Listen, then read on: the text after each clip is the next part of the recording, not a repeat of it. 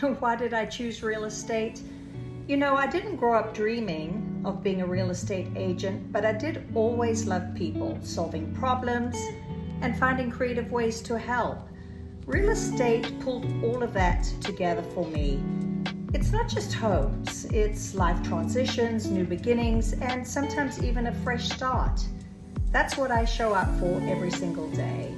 It's not about sales, it's about service, and the reward is seeing someone walk into a new chapter of their life because you helped open the door.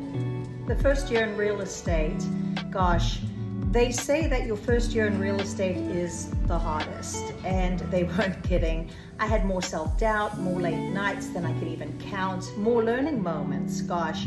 But here's the truth. Every tough moment built a foundation that I stand on now. I didn't know everything, but I showed up, and that's what matters most in this business.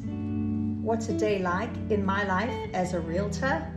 People think real estate is all glamour and gorgeous homes, and lots of times, yes it is. But let me paint you a real picture. It's back-to-back calls, showings, contracts, problem solving, car snacks, and lots of coffee. It's also hugging a client at closing or helping someone find home. No 2 days are exactly the same, and that's probably why I love it. What happens when a deal falls apart?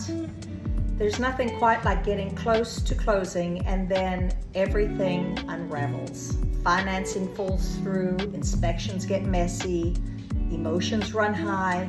It hurts, but it's a part of the job.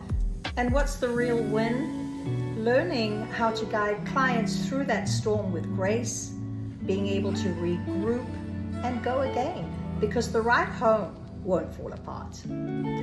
There's also the client's expectations versus reality. I've had buyers want it all. Move-in ready, waterfront, under budget, with a chef's kitchen, of course. And I get it, we all want the dream. But part of my job is gently balancing dreams with the market reality. It's not about crushing hopes. It's about aligning them with what's actually possible and getting creative to make it work. This has to be the most difficult question. How do I handle rejection? Not every client picks you. Not every listing goes your way. And that used to sting. But over time, I realized this. Rejection is just redirection. The right clients, the right deals, they find you when you stay authentic, consistent, and committed to your craft. What's my favorite part of the job? There's this moment when a client gets the keys, or they finally sell their home and their eyes light up. That moment, that's everything. I live for those milestones because they're not just about property, they're about people moving forward, and I get to play a small part in that. Do I work weekends? Working weekends is absolutely the norm. Weekends off, not in this life. Saturdays are oftentimes open houses, Sundays are tours, and even when I'm not working, my mind is on the market. It's the nature of the business. But when you're doing something that fuels you, it doesn't really feel like a sacrifice at all. It feels like purpose. There's no blueprint.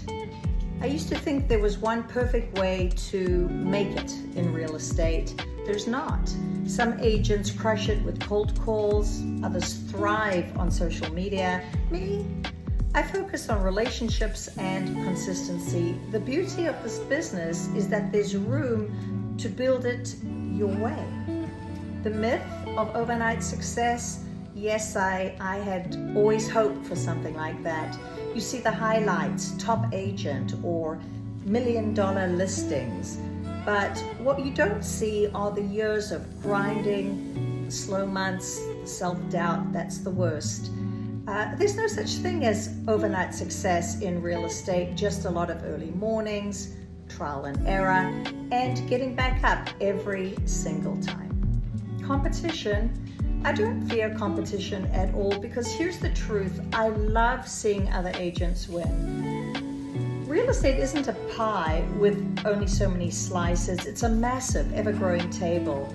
There's more than enough for everyone. I've always believed in that. And when we collaborate and support each other, the whole industry gets better. Referrals. There's a lot of power in referrals. Referrals are everything in this business. They mean that somebody trusted me enough to recommend me to their people. That's not just a lead.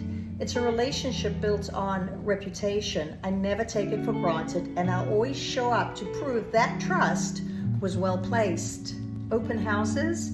Lots and lots of sellers insist on open houses. They're definitely more than just balloons. They might look like coffee and cookies, but there's a strategy behind them. They're about connection, exposure, and giving buyers space to feel the home. And yeah, I'll fluff pillows and turn on every light, but I'm also watching body language and answering unspoken questions. It's an art. Real estate burnout is real. This job is go, go, go. And if you don't pause, it'll catch up to you.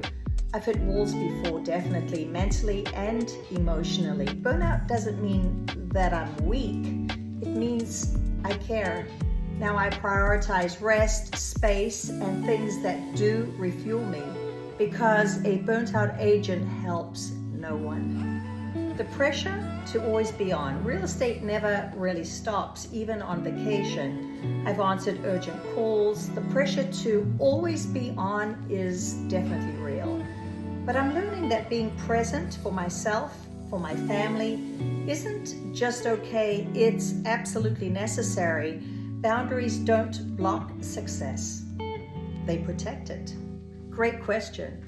How do I build trust with my clients? People don't hire you because you know everything. They hire you because they trust that you'll figure it out. Fight for them and tell them the truth, even when it's tough, and there's lots of times that it's tough. That trust, it starts with listening more than talking, and always keeping their best interest first. What makes a good realtor? It's not just market knowledge or negotiation skills, that's for sure. I think a good realtor communicates, stays calm under pressure, and never makes it about them. It's about people. It's about being the steady voice when emotions run high, and the advocate clients didn't know that they needed. The truth about commission? Yes, commission checks can be big, but they come after weeks, sometimes months of unpaid work. We're talking marketing costs, staging, showings, and hours of problem solving.